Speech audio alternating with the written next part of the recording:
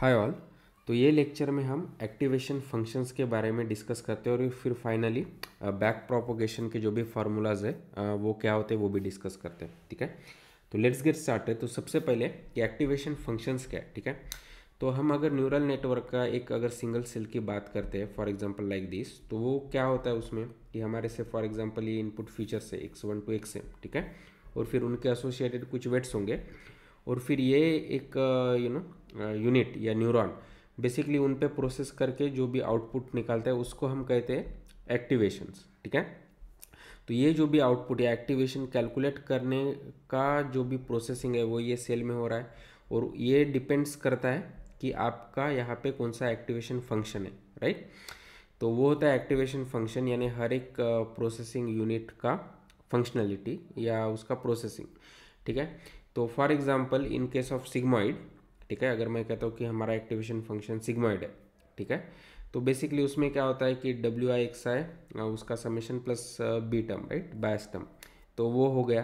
तो लेकिन वो सिर्फ हमारे पास एक ही एक्टिवेशन फंक्शन नहीं है, इनफैक्ट मल्टीपल एक्टिवेशन फंक्शंस है, तो उनको हम थोड़ा वन बाय वन डिस्कस करते हैं। ओके, तो जैसे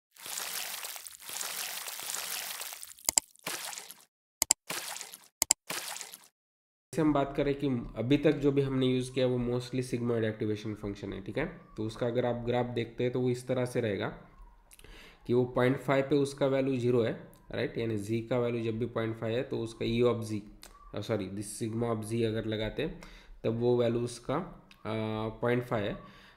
फिर इट रेंजेस बिटवीन 0 to 1 और जो भी हायर वैल्यूज़ ऑफ जी और लोअर वैल्यूज़ ऑफ जी के लिए वो फिर जीरो हो रहा है। ठीक है, तो उसका हमने फार्मूला भी इस तरह से डिस्कस किया था कि 1/1 + e⁻⁻g। ठीक है, तो ये एक सिग्मॉइड फंक्शन है। दूसरा सिमिलरली है tan h जो मोर पॉपुलर है सिग्मॉइड से, तो वो बेसिकली उसको हम ये भी कंसिडर कर सकते हैं कि वो शिफ्टेड सिग्मॉइड है। तो जो भी इसका शेप अगर आप देखोगे तो ऑलमोस्ट रिलेटेड मतलब सिमिलर टू सिग्मॉइड, लेकिन वो थोड़ा डाउन हो गया और अभी जब z का वैल्यू जीरो है तो वो tan h का वैल्यू यानी tan z का वैल्यू भी जीरो रहेगा। ठीक है, अदरवाइज और वो रेंज करता है बिटवीन 1 to -1। तो सिग्मॉइड रेंज करता था 0 to 1, ये रेंज करता है तो 1 to -1। और ये मोर पॉपुलर क्यों है, क्योंकि जब ये बड़ा सेपरेशन है, राइट, तब आपको basically specially in case of binary classification and all थोड़ा बेटर डिफ्रेंशिएशन आता है। तो मोस्टली सिग्मॉइड लोग कम यूज़ करते हैं और tan h यूज़ करते हैं। ठीक है, थर्ड और शायद मोस्ट पॉपुलर अगर कोई अभी एक्टिवेशन फंक्शन है स्पेशली फॉर हिडन लेयर्स तो वो है रेलू। तो जो उसका अगर लॉन्ग फॉर्म देखते हैं तो वो बोलता है रेक्टिफाइड लीनियर यूनिट। ठीक है, तो पहले तो इसको समझते, तो अगर आप देखोगे तो ये लीनियर है जब भी जी का वैल्यू पॉजिटिव है, राइट। तो अगर जी का वैल्यू पॉजिटिव है तो वो बेसिकली लीनियर रहेगा और जब जी निगेटिव रहता है तो उसका वैल्यू जीरो रहता है। ठीक है, तो इसीलिए इसको रेक्टिफाइड लीनियर यूनिट भी कहते हैं, क्योंकि ये लीनियर है, उसमें कुछ रेक्टिफिकेशन है कि जब भी वो जी का वैल्यू निगेटिव है तब वो जीरो है, राइट।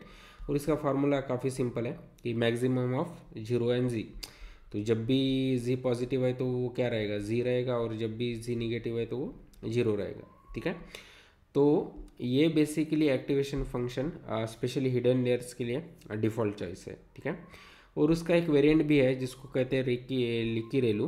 तो instead of having zero basically वो कुछ स्मॉल वैल्यू हो सकता है जब भी जी निगेटिव है, तो जो भी हमारा जी है जनरली उसको हम कुछ स्मॉल वैल्यू से मल्टीप्लाई करते हैं एंड सो ऑन। ठीक है, और भी कुछ है लेकिन हम लिमिट करते हैं ये 4 में, क्योंकि ये 4 मोस्ट कॉमन एक्टिवेशन फंक्शंस है।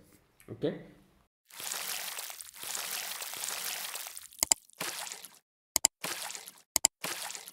तो पहले तो समझते हैं कि हमें एक्टिवेशन फंक्शंस की ज़रूरत क्यों है। ठीक है, या बेसिकली इस तरह से नॉन लीनियर एक्टिवेशन फंक्शंस की ज़रूरत क्या है। तो फॉर एग्जांपल हमारे पास एक लीनियर एक्टिवेशन फंक्शंस भी है, राइट, कि जो बेसिकली स्ट्रेट लाइन देगा। तो अभी हम यहाँ पे डिराइव नहीं करते, लेकिन अगर से फॉर एग्जांपल आपका कितना भी बड़ा न्यूरल नेटवर्क हो, उसमें कितने भी लेयर्स हो और उसका यूनिट सेल्स लेकिन कितने भी नंबर ऑफ यूनिट्स पर लेयर हो, लेकिन अगर उनका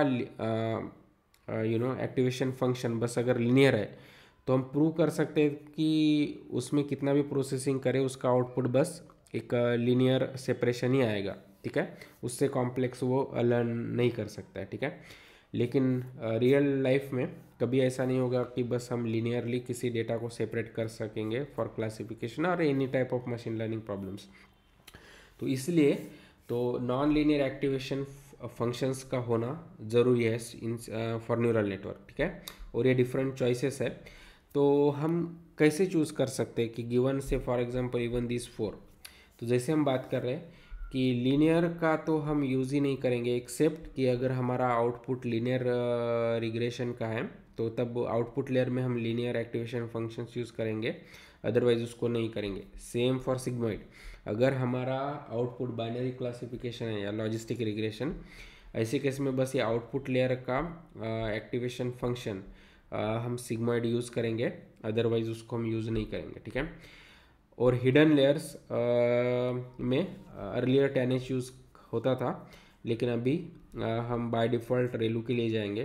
कुछ पेपर्स है जो शायद कहते हैं कि leaky Relu is more advance, लेकिन उतना भी कॉम्प्लेक्स करने की ज़रूरत नहीं है। अगर ऑल सभी हिडन लेयर्स के यूनिट्स को अगर हम रेलू भी डिफाइन करते हैं तो भी वो प्रॉपरली वर्क होगा, ठीक है। तो उसका मेन रीज़न क्या है कि अगर आप 10H और ये सिग्मॉइड देखोगे तो वो फ्लैटन है टू साइड पे, ठीक है। तो ग्रेडियंट डिसेंट जब भी ये फ्लैटन वैल्यूज़ पे वर्क करता है तो वो काफ़ी स्लो हो जाता है, ठीक है। लेकिन रेलू अगर आप देखोगे तो वो बस एक ही साइड पे फ्लैटन है और तो इसीलिए ग्रेडियंट डिसेंट काफ़ी फास्ट वर्क होगा। और इसका कैलकुलेशन भी काफ़ी इजी है, राइट, कि अगर आपके पास जी है तो इट्स जस्ट मैक्सिमम ऑफ 0 और जी, तो वो फास्ट भी होगा।